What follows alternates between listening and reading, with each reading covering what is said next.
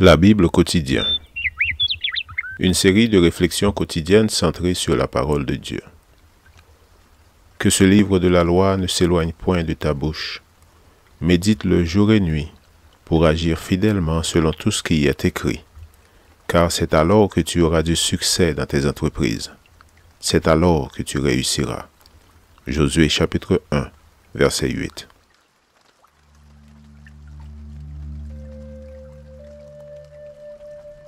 Aujourd'hui, le 11 août, la règle d'or. Tout ce que vous voulez que les hommes fassent pour vous, vous aussi, faites-le de même pour eux, car c'est la loi et les prophètes.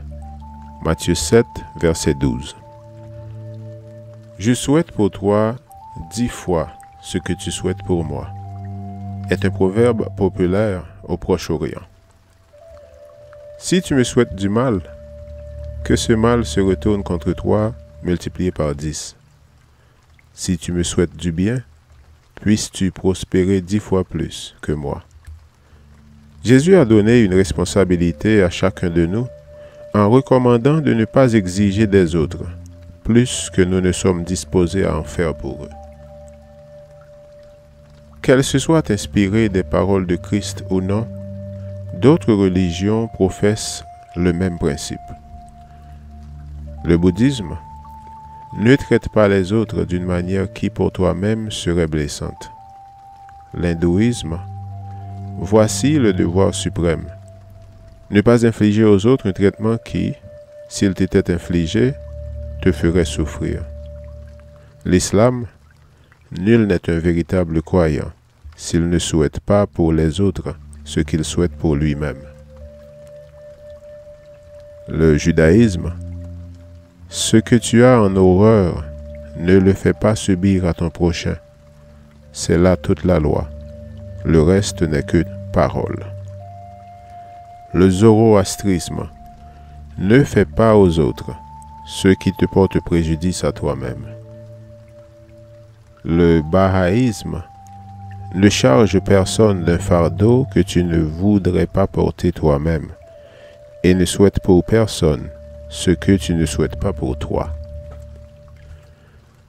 Les paroles du Christ s'appliquent parfaitement à nous, chrétiens de ce siècle. Faire du mal aux autres n'est pas la volonté de Dieu. Certains pécheurs osent demander innocemment « Quel mal avons-nous fait à notre prochain ?»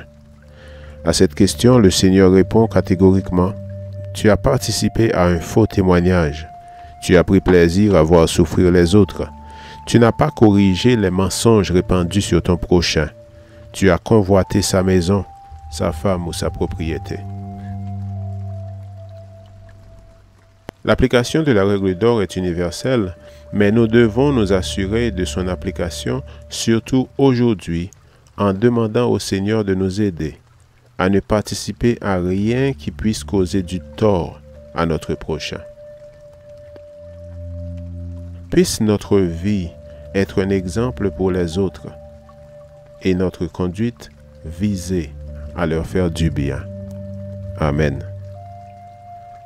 Lecture de la Bible pour aujourd'hui dans l'Ancien Testament, Psaumes 53 et 54, et dans le Nouveau Testament, Matthieu chapitre 7.